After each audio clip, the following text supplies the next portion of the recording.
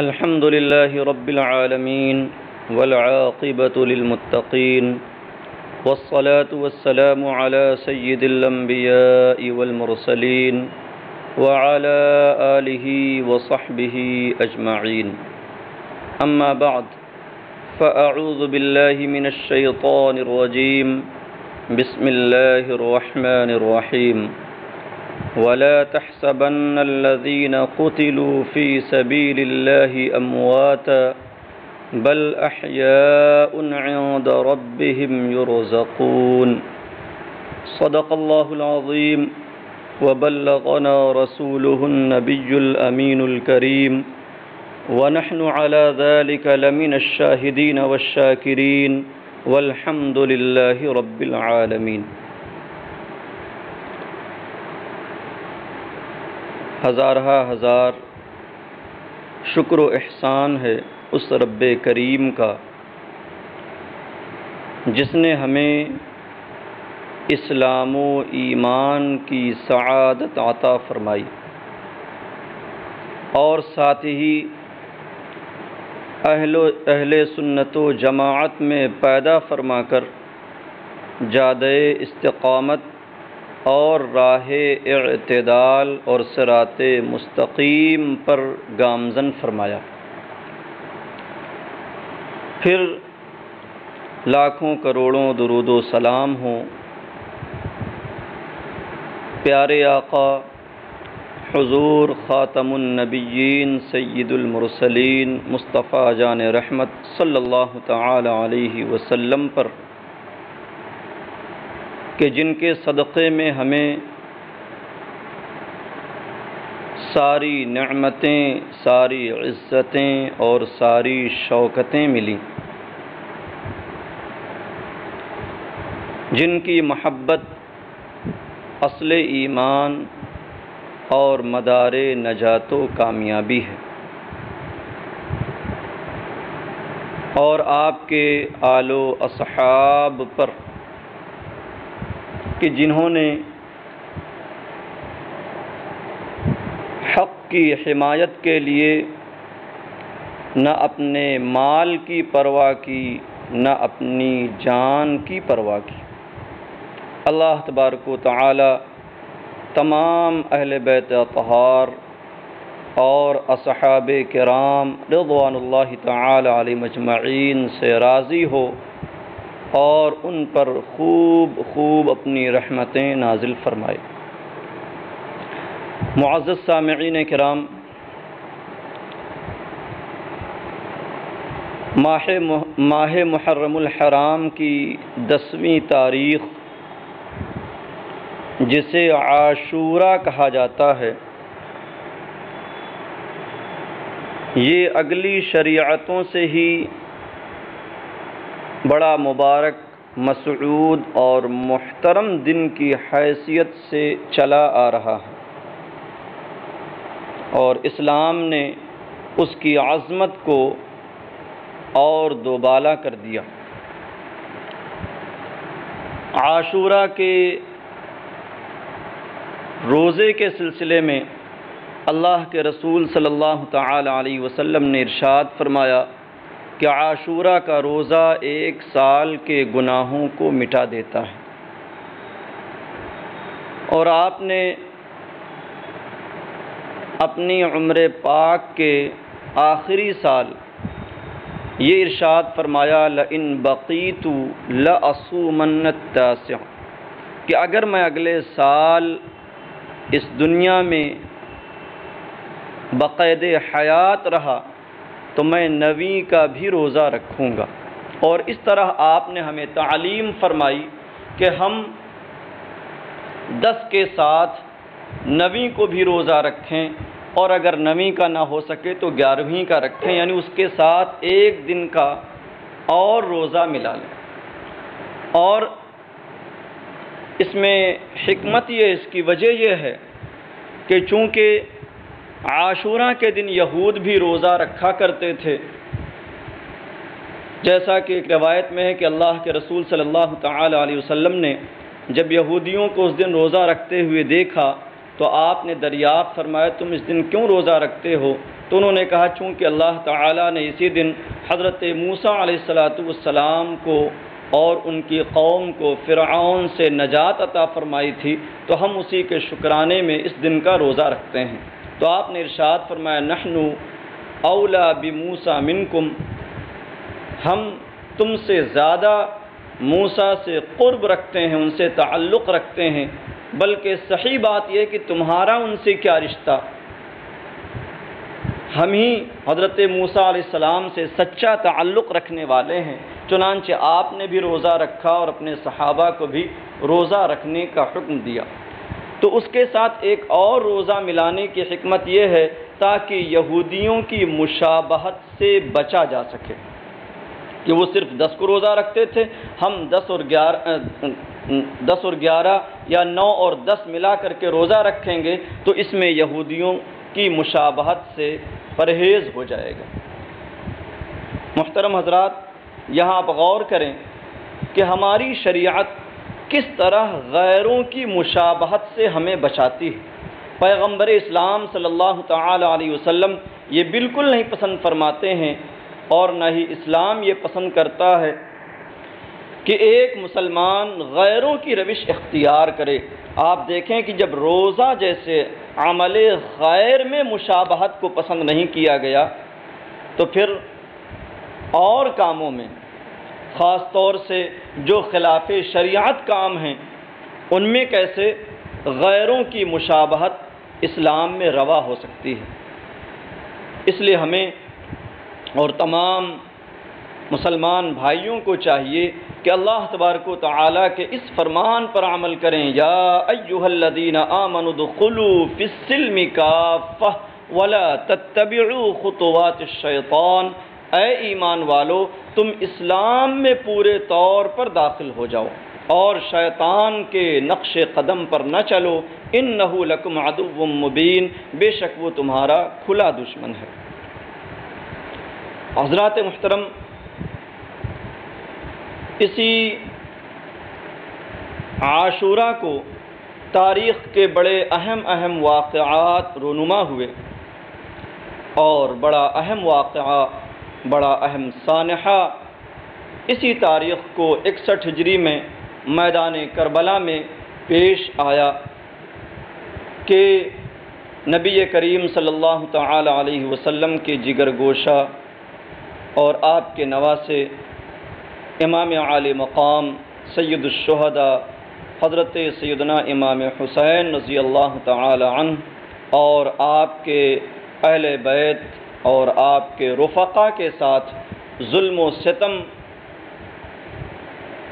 کے جو حالات پیش آئے کہ جنہیں سن کر کلیجہ منہ کو آتا ہے اور ہر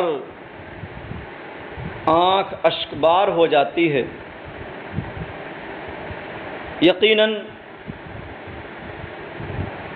یہ سانحہ اپنے آپ میں مظلومیت کی بڑی عجیب داستان ہے، لیکن جہاں ظلم و ستم اپنی انتہا پر ہے وہیں صبر و رضا بھی اپنے عروج پر ہے۔ اگر یزیدیوں نے ظلم و ستم کی انتہا کی ہے تو امام حسین رضی اللہ تعالی عنہ اور آپ کے اہل بیت اور رفقا نے صبر و رضا کی بھی اعلیٰ تاریخ رقم کی ہے۔ اور کیوں نہ ہو کہ یہ حضرات تو اہل بیت نبوت میں سے ہیں، جن کے گھر سے ہی ہمیں دین ملا، جن کے گھر سے ہی ہمیں اسلام ملا، جن سے ہی دنیا کو صبر و رضا کا درس ملا۔ یقیناً امام حسین رضی اللہ تعالی عنہ نے حق کی حفاظت کے لیے، دین اسلام کے تحفظ کے لیے جو عظیم قربانی پیش فرمائی، وہ رہتی دنیا تک تمام مسلمانوں کے لیے ایک عظیم درس اور ایک عظیم پیغام ہے۔ امام حسین رضی اللہ تعالی عنہ کا یہ عظیم سانحہ اور آپ کی یہ عظیم قربانی اس لیے نہ تھی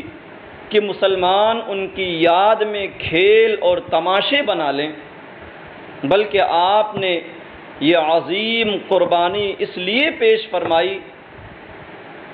کہ جس اسلام پر یزید شب خون مار رہا تھا، اسلام پر اپنے فسق و فجور کے ذریعے، ارتکاب کبائر کے ذریعے، اپنی بدکاریوں کے ذریعے یزید جو ناپاک ارادے رکھتا تھا، امام حسین رضی اللہ تعالی عنہ نے اپنی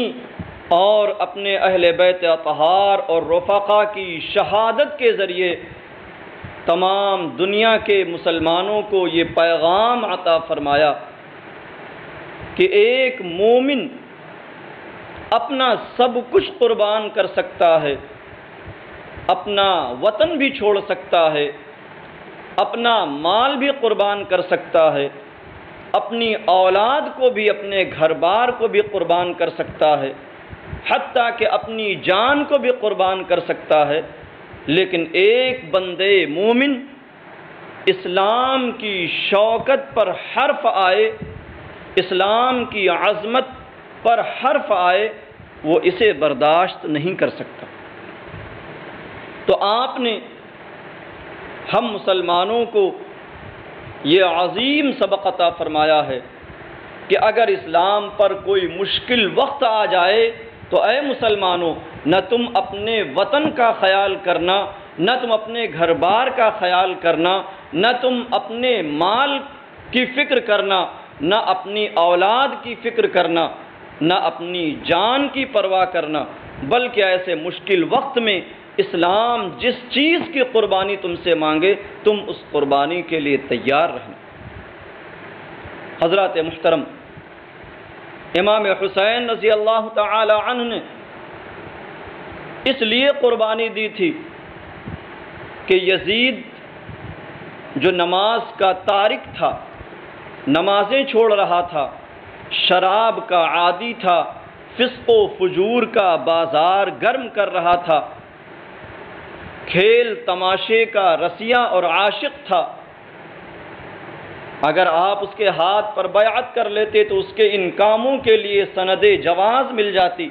امام حسین رضی اللہ تعالی عنہ نے اس کے ہاتھ پر بیعت نہ کر کے آپ نے اس کے خلاف عالم جہاد بلند کیا،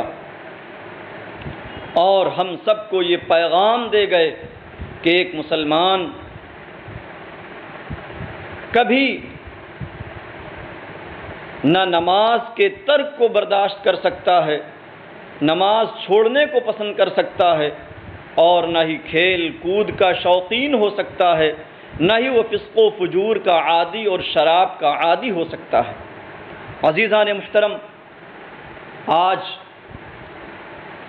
بڑے عجیب حالات ہماری قوم کے ہو چکے ہیں۔ ہم امام حسین رضی اللہ تعالی عنہ سے محبت کے دعوے بھی کرتے ہیں، لیکن ہمارا عمل کیا امام حسین کے کردار کے موافق ہے؟ کیا اس پیغام کے موافق ہے جو امام حسین رضی اللہ تعالی عنہ نے کربلا میں دیا ہے؟ امام حسین رضی اللہ تعالی عنہ آپ کے اہل بیت اور رفقا نے کیا کبھی نماز چھوڑی ہے؟ بلکہ ہم تو دنیا کو یہ درس دیتے ہیں کہ امام حسین رضی اللہ تعالی عنہ نے تو عین شہادت کے وقت سجدہ ادا کیا ہے۔ امام حسین رضی اللہ تعالی عنہ نے وہ سجدہ کر کے ہمیں یہ پیغام دیا ہے کہ جان جا رہی ہو لیکن اگر نماز کا وقت آ جائے تو سجدہ نہیں چھوٹنا چاہیے۔ محترم سامعین کرام، یہی پیغام کربلا آج ہمیں دہرانے کی ضرورت ہے۔ اگر ہم امام حسین رضی اللہ تعالی عنہ سے سچی محبت رکھنا چاہتے ہیں، اپنے دعوے میں سچے بننا چاہتے ہیں، تو ہمیں امام حسین رضی اللہ تعالی عنہ نے جو پیغام دیا ہے جو درس اور سبق عطا فرمایا ہے ہمیں اسے اپنانے کی ضرورت ہے۔ آج قوم مسلم میں طرح طرح کی برائیاں در آئی ہیں، طرح طرح کی بد اعمالیوں کا شکار ہو چکے ہیں ہم مسلمان، بد اخلاقیاں ہمارا شیوا بن چکی ہیں۔ آج ہمیں اس ماہ محرم الحرام میں عاشورہ کے موقع پر یہ عہد کرنا چاہیے کہ ہم اپنی قوم سے ان برائیوں کو دور کریں گے۔ اور یاد رکھیں کہ جہاد صرف تلوار کے ہی جہاد کا نام نہیں ہے، بلکہ سب سے بڑا جہاد تو اپنے نفس کے خلاف جہاد کرنا ہے، اپنی خواہشات کے خلاف جہاد کرنا ہے۔ یہی وجہ ہے کہ جب صحابہ کرام رضی اللہ تعالی عنہ جنگ سے اور جہاد سے واپس آتے تو کہتے تھے رجعنا من الجہاد الاصغر الی الجہاد الاکبر، کہ ہم چھوٹے جہاد سے بڑے جہاد کی طرف لوٹ کر آئے ہیں۔ آپ سوچیں کہ جب ہمارے اندر سر جھکانے کا جذبہ نہ ہوگا تو سر کٹانے کا حوصلہ کہاں سے آ سکتا ہے؟ پہلے ہم اپنی خواہشات کو ترک کرنے کے عادی ہو جائیں، اپنی خواہشات کو قربان کرنے کے عادی بن جائیں، تب تو ہم اپنا مال اور اپنی اولاد کو قربان کرنے کا جذبہ پیدا کر سکیں گے۔ محترم حضرات، اس موقع پر آپ سب کو یہی پیغام ہے کہ ہم امام حسین رضی اللہ تعالی عنہ اور اہل بیت اطہار رضی اللہ تعالی عنہم کی محبت میں یہ عہد کریں کہ ہمیں امام حسین رضی اللہ تعالی عنہ نے جو پیغام عطا فرمایا ہے ہم اسے عملی شکل دیں گے۔ آپ نے نمازوں کی حفاظت کے لیے یہ عظیم قربانی پیش فرمائی ہے، اس لیے ہم بھی نمازوں کی محافظت کریں گے، 5 وقتہ با جماعت نمازوں کی پابندی کریں گے، تاکہ ہماری یہ محبت سچی محبت قرار پا سکے۔ اور ساتھ ہی امام حسین رضی اللہ تعالی عنہ نے جو بلند اخلاق، بلند کردار اپنایا ہے ہم بھی اسے اپنانے کی کوشش کریں گے۔ اور ساتھ ہی امام حسین رضی اللہ تعالی عنہ نے کربلا کے میدان میں صبر و رضا کی جو عظیم تاریخ رقم کی ہے، ہم صبر و رضا کے اسی مشن پر چلیں گے، اسی راستے پر چلیں گے۔ ہم بھی مصائب و آلام میں گھبرائیں گے نہیں، کبھی مال و دولت اور حکومت کے لالچ میں نہیں آئیں گے، بلکہ ہمیشہ حق کا ساتھ دیں گے، اور حق کی راہ میں جو بھی مظالم و مصائب آئیں گے ہم ان پر صبر کریں گے اور راہ استقامت پر قائم رہیں گے۔ محترم سامعین کرام، اس ماہ محرم الحرام میں عاشورہ کے موقع پر ہمارے معاشرے میں طرح طرح کی باتیں سامنے آتی ہیں۔ پہلی بات تو آپ یہ جان لیں کہ یہ دور بڑے ہی فتنوں اور آزمائشوں کا دور ہے، بڑے ہی فرقے وجود میں آ چکے ہیں اور طرح طرح کی اپنی اپنی سب کی بولیاں ہوتی ہیں۔ ایسے میں ہم اہل سنت و جماعت کو اپنے عقیدہ اور اپنے عمل دونوں کی حفاظت بہت اہم اور بہت ضروری ہے۔ اگر عقیدے میں خرابی پیدا ہو گئی تو سمجھ لیجئے سب چلا گیا، اور اگر عمل میں بھی کوتاہی کرتے ہیں اور ہمارے عمل میں کسی طرح کا فساد پیدا ہوتا ہے تو یاد رکھیں کہ یہ بھی ہمارے لیے عذاب کا باعث بن سکتا ہے۔ اس لیے ہم اپنے عقیدے اور اپنے اعمال اہل سنت و جماعت کے موافق رکھیں، کیونکہ یہی اہل سنت و جماعت سواد اعظم ہیں جن کے بارے میں اللہ کے رسول صلی اللہ علیہ وسلم نے ارشاد فرمایا علیکم بالسواد الاعظم فإنہ من شذ شذ فی النار، تم پر سواد اعظم کی اتباع لازم ہے کہ جو اس جماعت سے الگ ہوا وہ جہنم میں الگ جا پڑا۔ تو یہاں دیکھیے کچھ فرقے وہ ہیں جو امام حسین رضی اللہ تعالی عنہ اور اہل بیت اطہار رضی اللہ تعالی عنہم سے محبت میں غلو کرتے ہوئے صحابہ کرام رضی اللہ تعالی عنہم اور بالخصوص حضرات خلفائے راشدین ثلاثہ یعنی حضرت سیدنا ابو بکر، حضرت سیدنا فاروق اعظم، حضرت سیدنا عثمان غنی رضی اللہ تعالی عنہم کی شان میں تبرہ بکتے ہیں، گستاخیاں کرتے ہیں، ان کی شانیں گھٹاتے ہیں۔ تو ایسے لوگ بھی پائے جاتے ہیں کہ وہ شان صحابہ میں تنقیص اور توہین کرتے نظر آتے ہیں، اور اہل بیت اطہار کی محبت اور عقیدت میں غلو کرتے نظر آتے ہیں۔ عقیدے میں بھی غلو ہے اور اعمال میں بھی غلو یعنی حد سے تجاوز اور شریعت کی خلاف ورزی پائی جاتی ہے۔ اور دوسری طرف کچھ وہ لوگ ہیں جو یزید کو امیر المومنین کہتے ہیں، اس کے نام کے ساتھ رضی اللہ تعالی عنہ لکھتے ہیں، امام حسین رضی اللہ تعالی عنہ اور یزید کی جنگ کو اقتدار اور سلطنت کی جنگ قرار دیتے ہیں۔ یہ وہابیہ اور اہل حدیث میں سے بعض لوگوں نے ایسی باتیں لکھی اور کہی ہیں۔ اسی طریقے سے کچھ دیوبندیوں نے اور وہابیوں نے بھی یہ باتیں لکھی کہ محرم میں سبیل لگانا، کھچڑا پکانا، نظر و نیاز کرنا، فاتحہ دلانا یہ ناجائز و حرام اور بدعت ہے۔ تو یہ دو طرح کے لوگ پائے جاتے ہیں، ایک امام حسین کی شان میں، اہل بیت کی شان میں ایک طرح سے گستاخیاں کرتا نظر آتا ہے، اور ایک صحابہ کرام کی شان میں گستاخیاں کرتا نظر آتا ہے۔ ہمیں دونوں سے پرہیز کرنا ہے، اور اہل سنت و جماعت کا جو جادہ استقامت ہے، راہ اعتدال ہے، صراط مستقیم ہے، اسی کے مطابق ہمیں اپنا عقیدہ بھی رکھنا ہے اور اپنا عمل بھی رکھنا ہے۔ جس عقیدے اور عمل کی تعلیم اہل سنت و جماعت کے علماء دیتے ہیں، اس پر ہمیں مضبوطی سے قائم رہنا ہے، اور ان کے علاوہ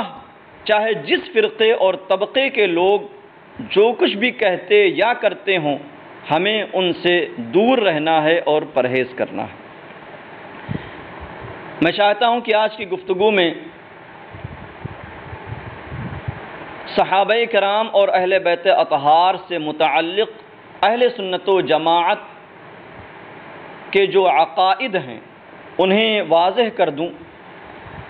تاکہ عقائد کے سلسلے میں ہم گمراہی کا شکار نہ ہوں۔ تو اس سلسلے میں پہلا عقیدہ یہ ملاحظہ فرمائیں کہ ہمارے علماء اہل سنت بیان فرماتے ہیں کہ انبیاء و مرسلین علیہم الصلوات والتسلیم کے بعد تمام مخلوقات الہی انس و جن و ملک سے افضل صدیق اکبر رضی اللہ تعالی عنہ ہیں، پھر عمر فاروق اعظم، پھر عثمان غنی، پھر مولا علی رضی اللہ تعالی عنہم۔ جو شخص مولا علی کرم اللہ تعالی وجہ الکریم کو صدیق یا فاروق رضی اللہ تعالی عنہما سے افضل بتائے وہ گمراہ اور بد مذہب۔ تو بالترتیب ان چاروں حضرات کی افضلیت ہے، اور یہ بھی عقیدہ اس ضمن میں بیان کیا جاتا ہے کہ ان حضرات کی خلافت بر ترتیب افضلیت ہے، یعنی جو عند اللہ افضل اور اعلیٰ و اکرم تھا وہی پہلے خلافت پاتا گیا، نہ کہ افضلیت بر ترتیب خلافت ہے۔ یعنی افضلیت کے اعتبار سے ان حضرات کو خلافت ملی، نہ کہ خلافت پر افضلیت کا دار و مدار ہے۔ پھر یہ عقیدہ بھی ذہن نشین کریں کہ خلفائے اربعہ راشدین کے بعد بقیہ عشرہ مبشرہ و حضرات حسنین کریمین و اصحاب بدر و اصحاب بیعت رضوان کے لیے افضلیت ہے، اور یہ سب حضرات قطعی جنتی ہیں، اور تمام صحابہ کرام رضی اللہ تعالی عنہم اہل خیر و صلاح ہیں اور عادل۔ ان کا جب ذکر کیا جائے تو خیر ہی کے ساتھ ہونا فرض ہے۔ کسی صحابی کے ساتھ سوء عقیدت یعنی برا عقیدہ رکھنا بد مذہبی اور گمراہی اور جہنم کا مستحق بننا ہے کہ وہ حضور اقدس صلی اللہ تعالی علیہ وسلم کے ساتھ بغض ہے۔ ایسا شخص رافضی ہے، اگرچہ چاروں خلفاء کو مانے اور اپنے آپ کو سنی کہے۔ مثلا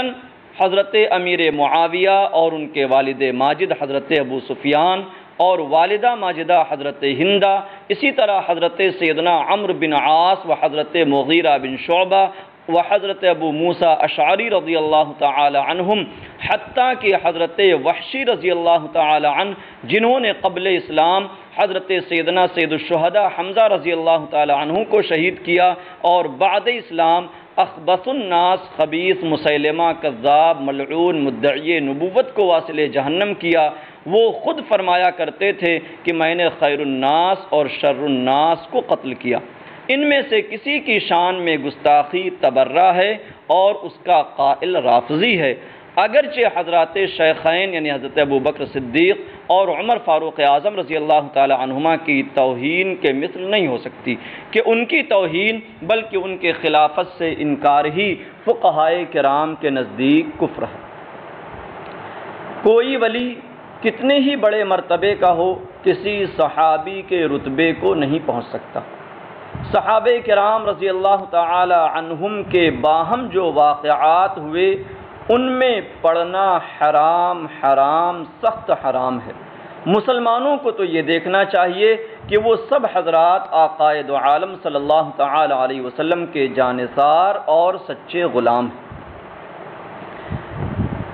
تمام صحابہ کرام رضی اللہ تعالی عنہم انبیاء نہ تھے، نہ ہی فرشتہ تھے کہ معصوم ہوں۔ ان میں بعض کے لیے لغزشیں واقع ہوئیں، مگر ان کی کسی بات پر گرفت اللہ و رسول کے خلاف، یعنی یہ کہ صحابہ کرام نہ تو نبی ہیں اور نہ فرشتہ، کہ معصوم صرف یہی دو جماعتیں ہیں، تو ان سے خطا اور لغزش ہو سکتی ہے، تو ان سے لغزشیں ہوئیں، مگر ان لغزشوں پر گرفت کرنا یہ اللہ و رسول کے خلاف ہے اور ہمارا کام نہیں ہے۔ ہمارا کام تو یہ دیکھنا ہے کہ وہ ہمارے آقا صلی اللہ تعالی علیہ وسلم کی صحبت کے لیے اللہ کی جانب سے منتخب کیے گئے۔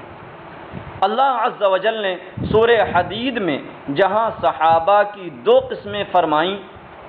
مومنین قبل فتح مکہ اور مومنین بعد فتح مکہ، اور مومنین قبل فتح مکہ کو بعد والوں پر فضیلت عطا فرمائی، وہیں ساتھ فرما دیا وَكُلًّا وَعَدَ اللَّهُ الْحُسْنَى، سب سے اللہ نے بھلائی کا وعدہ فرما لیا۔ تو سب کا مطلب یہ ہوا کہ چاہے وہ مؤمنین قبل فتح مکہ ہوں، فتح مکہ سے پہلے ایمان لانے والے ہوں، یا فتح مکہ کے بعد ایمان لانے والے ہوں، سب سے اللہ نے بھلائی کا وعدہ فرما لیا، اور ساتھ ہی ارشاد فرما دیا واللہ بما تعملون خبیر، اللہ خوب جانتا ہے جو کچھ تم کرو گے۔ تو جب اس نے ان کے تمام اعمال جان کر حکم فرما دیا کہ ان سب سے ہم جنت بے عذاب و کرامت و ثواب کا وعدہ فرما چکے، تو دوسرے کو کیا حق رہا کہ ان کی کسی بات پر طعن کرے، کیا طعن کرنے والا اللہ سے جدا اپنی مستقل حکومت قائم کرنا چاہتا ہے؟ تو صحابہ میں سے جو بھی صحابہ کرام ہیں ان میں سے کسی کے ساتھ بھی بدعقیدہ ہونا، ان کے ساتھ برا اعتقاد رکھنا، یہ گمراہی اور بدمذہبی ہے، اور صحابہ کرام کا جب بھی ذکر کیا جائے تو ان کا خیر ہی کے ساتھ ذکر کرنا ہمارے اور آپ کے لیے ضروری ہے۔ لہذا جو لوگ بھی صحابہ کرام کو برا کہتے ہیں، ان کی شان میں گستاخیاں کرتے ہیں، چاہے وہ حضرت امیر معاویہ کی شان میں کریں، حضرت امیر معاویہ صحابی رسول ہیں، ساتھ ہی انہیں کاتب وحی ہونے کا شرف بھی حاصل ہے، تو اب ہم ان کی شان میں بھی کسی طرح کی گستاخی نہیں کر سکتے، بلکہ ہمیں ان کا ذکر جب بھی کرنا ہے تو اچھائی اور بھلائی کے ساتھ ہی کرنا ہے۔ حضرات حسنین رضی اللہ تعالی عنہما یقیناً اعلیٰ درجہ شہدائے کرام سے ہیں، ان میں کسی کی شہادت کا منکر گمراہ بددین خاسر اور خائب ہے، یعنی حضرت امام حسین رضی اللہ تعالی عنہ، حضرت امام حسن رضی اللہ تعالی عنہ یہ شہید ہیں، ان کو شہادت کا درجہ ملا ہے، اور یہ اعلیٰ درجے شہدائے کرام میں اعلیٰ درجے پر ہے۔ اور یزید کے بارے میں ہمیں کیا عقیدہ رکھنا چاہیے یہ بھی آپ سماعت کر لیں۔ یزید پلید، فاسق و فاجر، مرتکب کبائر تھا، معاذ اللہ اس سے اور ریحان رسول صلی اللہ علیہ وسلم سیدنا امام حسین رضی اللہ تعالی عنہ سے کیا نسبت۔ آج کل جو بعض گمراہ کہہ دیتے ہیں کہ ہمیں ان کے مقابلے میں کیا دخل ہے، ہمارے وہ بھی شہزادے وہ بھی شہزادے، ایسا بکنے والا مردود خارجی ناصبی مستحق جہنم ہے۔ ہاں، یزید کو کافر کہنے اور اس پر لعنت کرنے میں علماء اہل سنت کے 3 قول ہیں۔ بعض لوگ کافر کہتے ہیں، لعنت کرتے ہیں، بعض حضرات منع فرماتے ہیں، اور تیسرا قول سکوت کا ہے، یہ ہمارے امام اعظم کا مذہب ہے، اور ہمارے امام اعظم رضی اللہ تعالی عنہ کا مسلک سکوت، یعنی ہم اسے فاسق و فاجر کہنے کے سوا نہ کافر کہیں نہ مسلمان، بلکہ اس کا معاملہ اللہ کے حوالے چھوڑ دیں، لیکن ہم اسے فاسق فاجر کہیں گے، بدکار کہیں گے، مرتکب کبائر کہیں گے، اور وہ خلافت کا حقدار نہ تھا۔ امام حسین رضی اللہ تعالی عنہ کی جو اس سے جنگ ہے، یہ جنگ خلافت اقتدار اور سلطنت کے لیے نہ تھی، بلکہ اس کو فسق و فجور سے روکنے کے لیے اور اسلام کے تحفظ کے لیے تھی۔